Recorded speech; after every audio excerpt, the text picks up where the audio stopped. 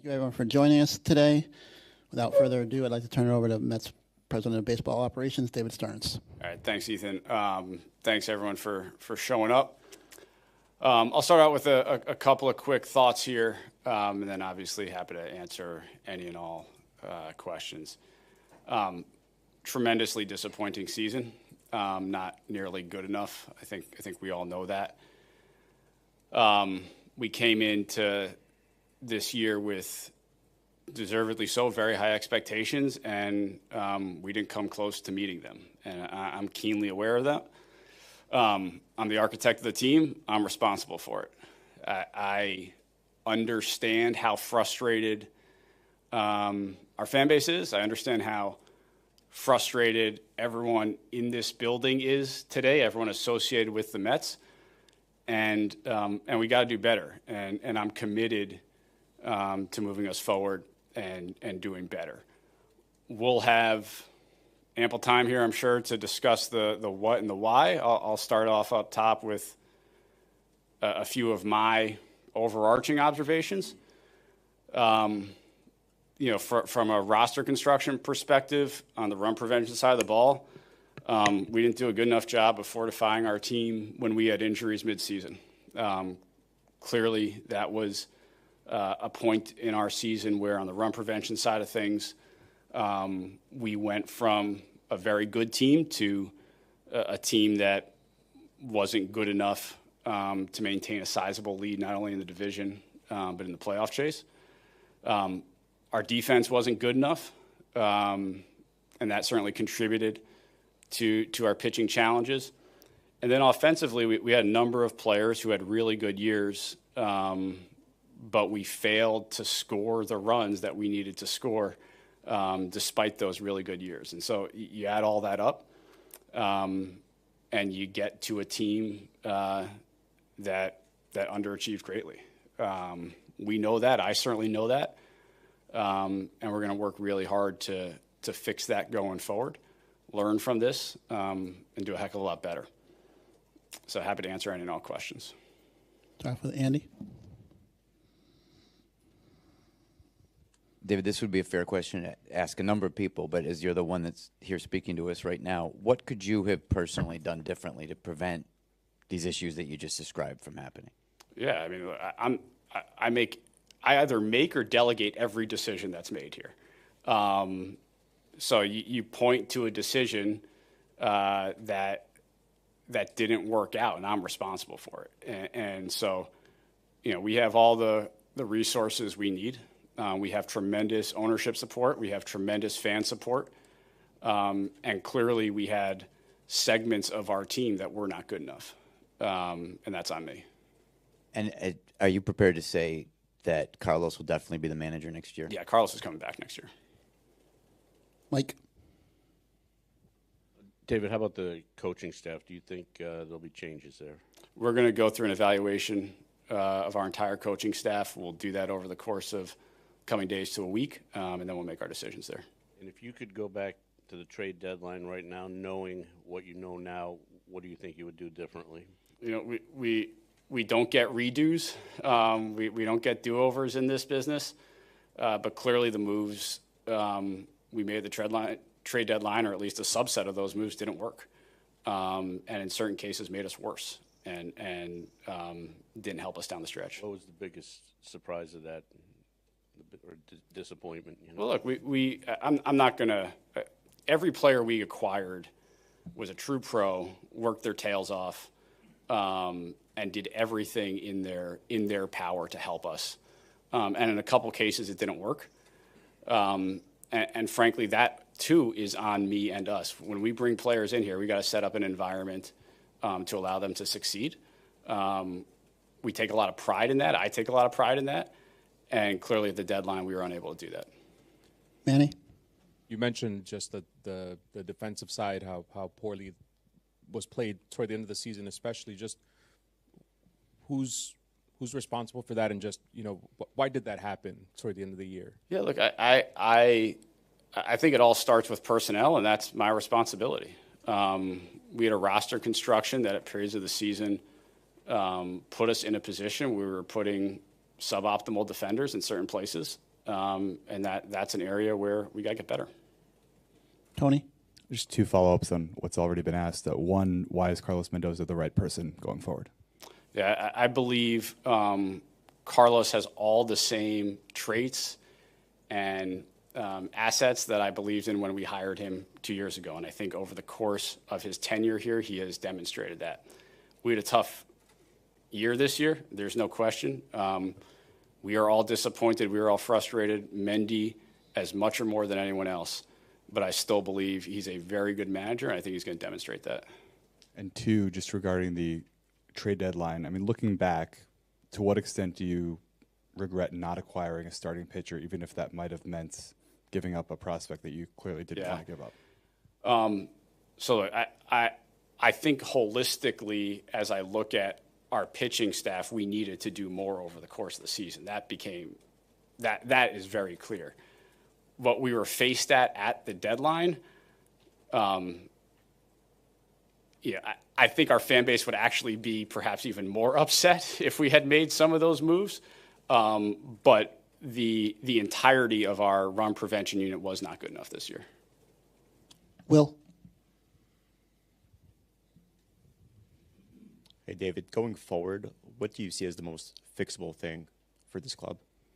Yeah, I mean, I'll keep harping on run prevention. Like that is where we fell short this year.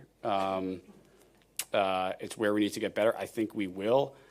I think that improvement can come both internally and externally. I very much believe in our player development apparatus. I believe we're developing very good pitchers. I think we're going to continue to do that, and that's going to continue to be an emphasis. Just even over the offseason, you went short-term with starting pitchers, and then you did not trade for one at the deadline. Has this season changed your philosophy at all when it comes to external acquisitions on the starting pitching front? I think we have to be open to everything. I think my continued emphasis is doing everything we can to support our development infrastructure and developing starting pitchers. Ultimately, that is where we're going to have sustained success and get to the organization a consistently good spot from a run prevention perspective. But going into this offseason, I'm not gonna take anything off the table. Joel? Dave, a few things. In your opening statement, you said we have to learn from this. What did you learn from this for moving forward? Yeah, I think on a number of levels, there are areas where we can probably be a little bit more proactive, and I can be a little bit more proactive. I think some of these lessons we're still investigating and still fully understanding various aspects of our team. But there are clearly times in the season, times over the offseason where I can be a little bit more proactive. Can you dig down on that? What does that mean to be proactive in what areas and what way? I'm not going to get into specific transactions, specific forms of transactions, but there are areas where maybe we can get a little bit more aggressive. And just maybe I'm using a different term, just the last thing is a sense of urgency about, like you said, some of those trades might have made your fans even sicker about it. It feels like to get the free agent you might want or get the trade you might want, there needs to be some irrationality. Do you work in one of those marketplaces where there needs to be some irrationality and maybe even more than you're comfortable with? Yeah, I think urgency is the right word. I do think urgency is the right word, and I think we have demonstrated that at points. In the free agent market, we have demonstrated senses of urgency. Frankly, I think in the trade market at points we demonstrated a sense of urgency. Certainly at the trade deadline we did. We didn't acquire players that ultimately, or in certain cases, we didn't acquire players that performed well here. And so clearly that did not work. But I think urgency is a very fair word. On the right. Hi, David. You spoke about postseason evaluations, but how much more intense and how much more of a fine-tooth comb will that be when it comes to the hitting, the pitching coaches, when you guys weren't able to make that October baseball run that you were hoping? Yeah, we're going to certainly sit down and look at everything, including our coaching staff. It's it's normal after any season to do a coaching staff evaluation. When you come off of a disappointing season like this, it's certainly going to be a little bit more intense. And after the high of last season and making that deep NLCS run and what you guys did in the postseason, getting Soto, re-signing Alonso, just can you replay for us your reaction on Sunday when that game was over and it hit you that you guys were not going to see in October? What was your reaction? Yeah, extreme disappointment. Extreme disappointment. I think we all shared that, and that's certainly what I felt. David? Dave, aside from Pete Alonso's free agency, position-wise, you guys do have a lot of people coming back and the same core that you've had for a while. Do you anticipate making significant changes to that group? I know you talked about run prevention and some suboptimal positioning. Yeah, I think we're going to have to be open-minded on our position player grouping so that we can improve our run prevention. Does that mean there are robust changes? I don't know. Does it mean people could be playing different positions? Maybe. Does it mean we ask people to play different roles? Maybe. A day after a season ends, I'm certainly not going to commit to what things look like in spring training or opening day. But I'll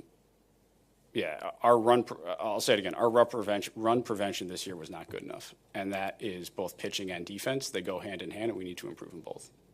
On that same vein, do you think there's something about this particular mix of players that you have that just didn't, you talk about, I know it's just one stat, but, their inability to come back late, and that's, it's one stat, but you were the only team not to do it.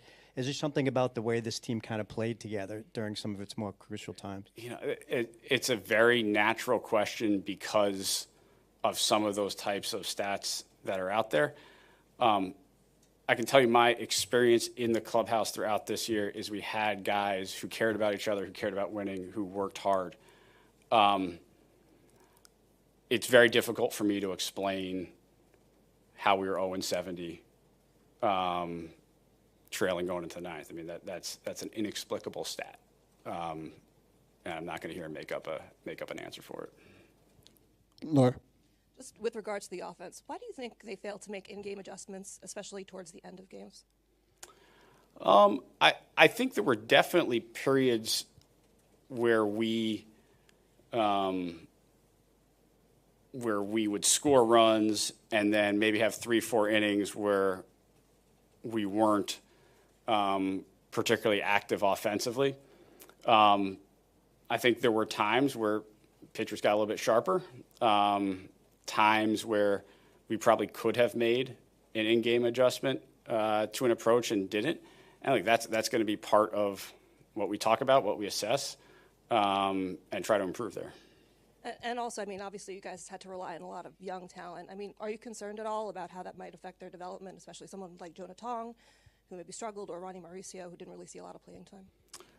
No, I think both those players saw, I think, meaningful playing time. Ronnie a little bit earlier when he came up. Jonah started a number of games for us. So I think their time in the big leagues will actually benefit their overall development. Disha?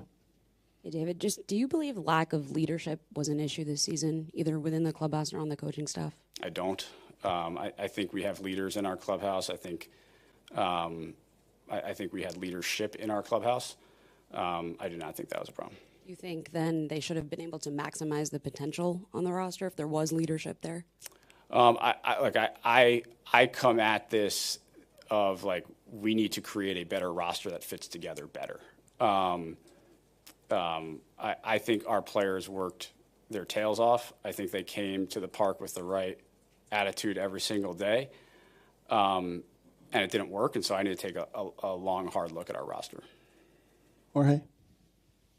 David, with Kodai, he's obviously had a couple injuries, tough injuries, but he's also had a couple mechanical issues where he couldn't come back and just wasn't himself. Can you rely on him to be that frontline starter next season? And how do you evaluate what he does? Yeah, look, Kodai's had 2 very inconsistent, challenging years in a row. We know it's in there. We know there's potential. We're going to do everything we can to help get it out of him. But no, can we could we put him in ink as making 30 starts next year? I think that would be foolish.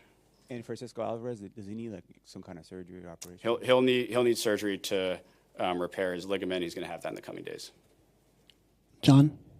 And just to drill down, be a little more specific on a couple of questions I think Will and Joel had asked previously. You were very successful in getting solid, good starters in your first year here and in Milwaukee, and that was tried again this time. And I'm wondering, obviously a lot of money was spent on the offense. Was there money left to do that, and you just decided not to go? Obviously there were some star pitchers out there, Fried, Burns, Crochet on the free agent market. Then a bunch at the trade deadline, though none of them did move. And is your philosophy changing? Do you feel like you said be more bold or something along those lines? Do you think that you would be more apt to? I know you considered Yamamoto or tried to get Yamamoto. Would you be more interested in adding a definite number one type starter? Are you going to look at that a little more seriously? So I'll repeat what I said: is we're not going to take anything off the table. I think long term for the Mets, the best thing we can do is develop our own frontline starters. I think we're on our way to do that. I think we're demonstrating that. And so our main emphasis is going to continue to be there. But we're certainly not going to take anything off the table this offseason. Okay, and then at the trade deadline, obviously there were players that could have helped you that did well elsewhere, particularly with the Phillies. I know you did talk to the Twins. I'd heard that for whatever reason they were making progress there. When you talked about being more aggressive, I heard that they were difficult at the time, but now looking back on it, they did trade 11 guys or something like that. Do you think you could have been more aggressive there, or do you think perhaps you have to look at the scouting because obviously two of the guys that you got who were pretty prominent guys who played well elsewhere did not perform in New York for whatever reason? Yeah, so I'm not going to comment on trades that didn't happen. In terms of the guys we got, we've got to create an environment here, and I have to create an environment here where when players come here who are good players, that they have success here. That's our goal. And in a couple of cases here, we acquired players who really struggled. Mark? David, Yep. First of all, just apart from Alvarez, any other surgeries that you can announce? No. You've harped a little bit on just needing to improve the defense. Your top free agent is a bat first baseman. Just what is your interest in bringing back Pete Alonso, and does that kind of complicate it a little bit? Yeah, look, Pete is a great Met. He had a fantastic year. I said this last year, and it worked out. I'd love to have Pete back, and we'll see where the offseason goes.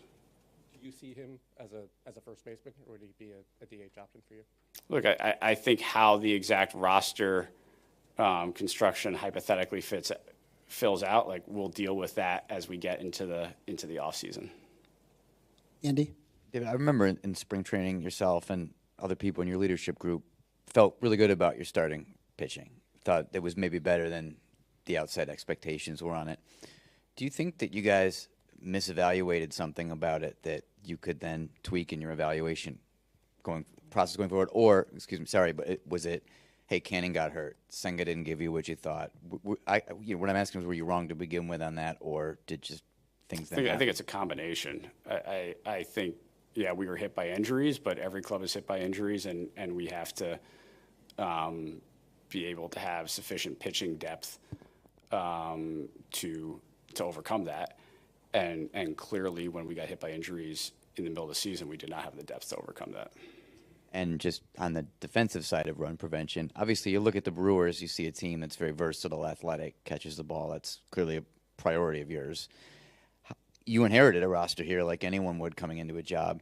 How long do you think it takes roughly? How many years before you can meld a roster that is more in your image, in particular defensively? Yeah, look, I think I take ownership over this roster. I've been here now for 2 years. That's plenty of time to shape a roster, to meld a roster. And so, yeah, I take ownership over the players that are here. As we continue to develop our players, that is naturally going to change the composition of our position player grouping. And yeah, I'd say holistically we need to get better defensively. Jerry? Hey, David.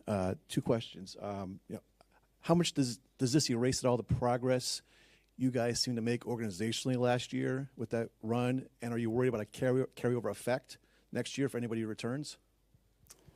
Look, a day after the season, I'm not going to speculate on a carryover effect into next year. I think right now, I think everyone's pretty damn motivated to get going and ensure that we can do better. And so I think that's where our focus is.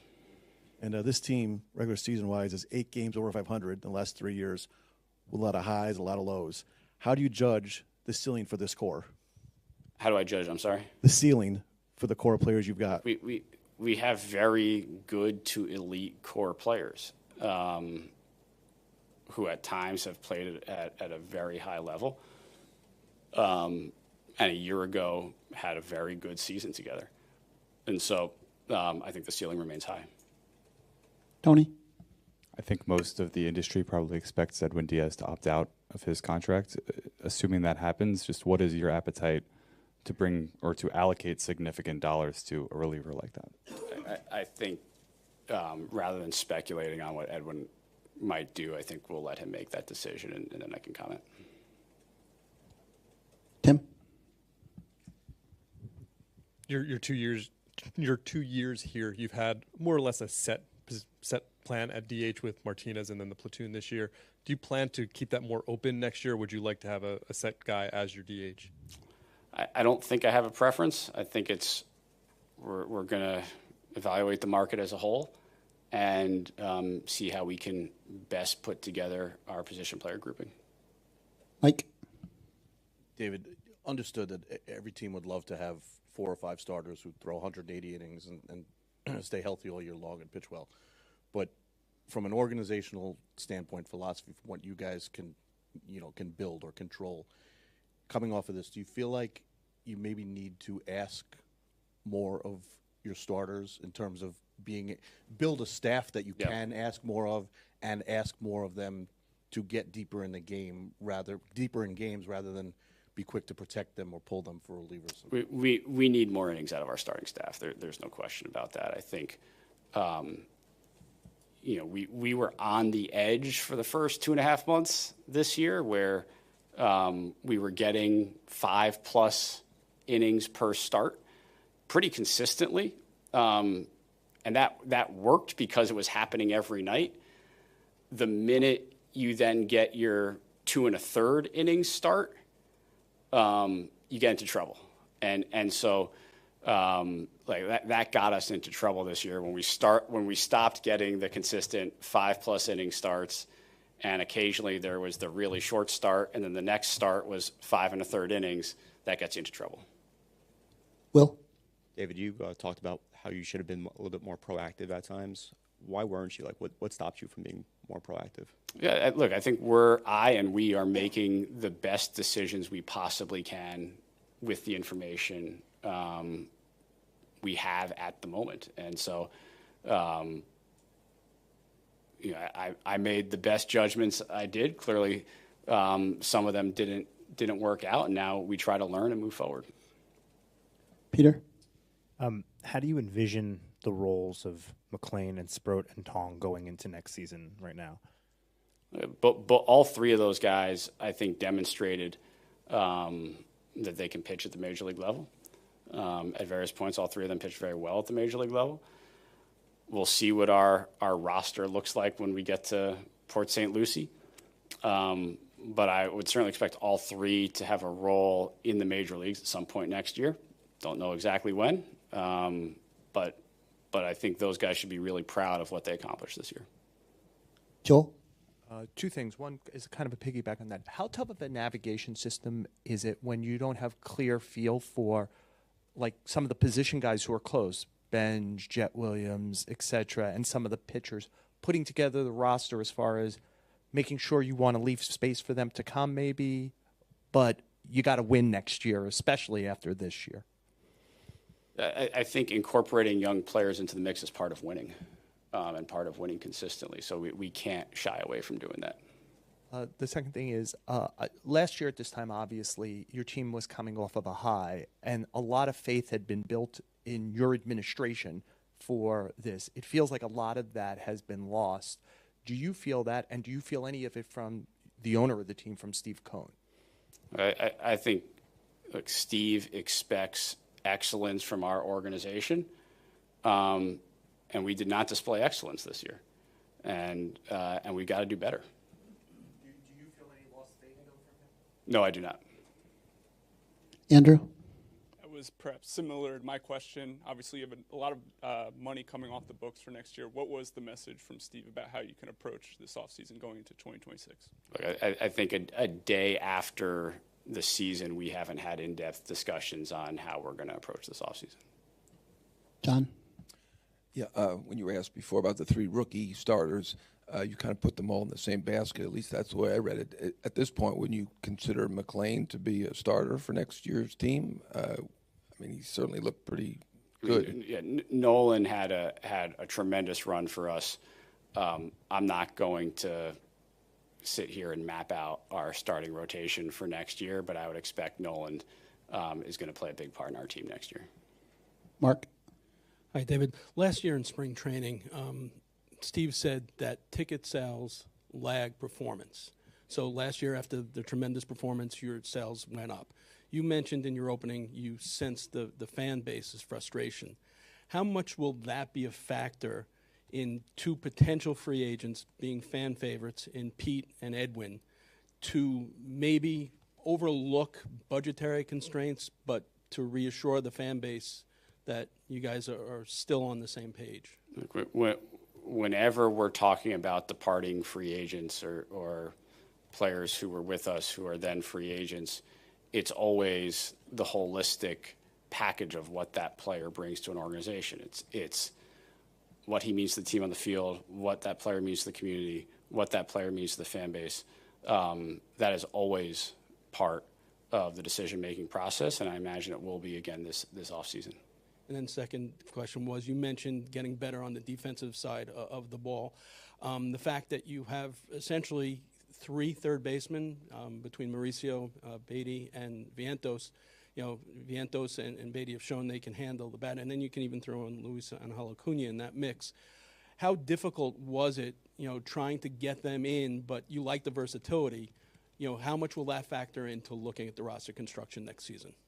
Look, I think positional versatility is always helpful. Clearly, Beatty's ability to move over to second base proved to be enormously beneficial both for him and us at various points of this year. To his credit, he worked really hard and made himself a very viable defender at 2 positions on the dirt. I think each one of those guys you mentioned have slightly different defensive profiles, and so how they fit into a potential roster probably differs a little bit for each of them. Disha? Where do you stand on hiring someone for the GM role? I think at this point, we always remain open should the perfect candidate come about, but it's not something we're going to go out and do a robust search process for. Jerry? David, 2 quick questions. We all know the record before June 12th and after June 12th. For you, looking at the season, is there a turning point for you that sticks out to you as that's where it started to go south for you guys? Look, we played poorly the last 2 months of the season. I don't know that I can pinpoint a date, but we played poorly, bad baseball the last 2 months of the season. And how would you evaluate Clay Holmes finishes in the top 10 in the ERA? How do you evaluate his season, the transition starting, and just the whole overall effect of doing that team-wide for you guys? Clay Holmes? So I think Clay had a very successful year. And I think to his credit, after maybe going through a little phase of fatigue, he was able to bounce back and had a really strong finish of the year. He worked incredibly hard, gave us exactly what we could have hoped for, and clearly pitched a very good game for us over the weekend. Laura? Understanding that you guys value positional versatility, how much do you think that actually contributed to some of the defensive issues? I think there were actually I think there were certain cases where we asked players to do things where they were a little unfamiliar with, and it contributed to some of the defensive challenges we had.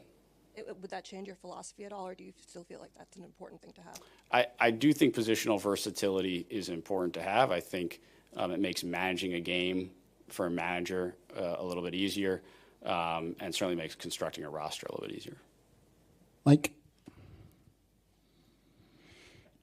Do you have any read on what happened specifically with David Peterson and Sean Manaea here in the second half? I think probably two very different cases there. I think Sean's season just never got going.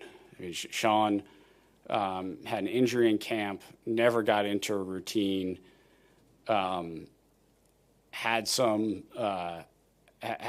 frankly poor luck early on when he came back, and then that probably transitioned more into poor results. So Sean just like never got the ramp to the season. On David, I think he had a very, very good first half. Clearly, he was an all-star. He pitched some big games for us, gave us a lot of innings. And then there probably was fatigue as he got towards the end of the line, and I think that contributed to what we saw in the second half. Peter? Just considering you went through free agency discussions with Pete last year, just how did those conversations maybe help or affect going through it again a second time? I don't think I can sit here and speculate what's going to happen with the Pete Alonso negotiation this time.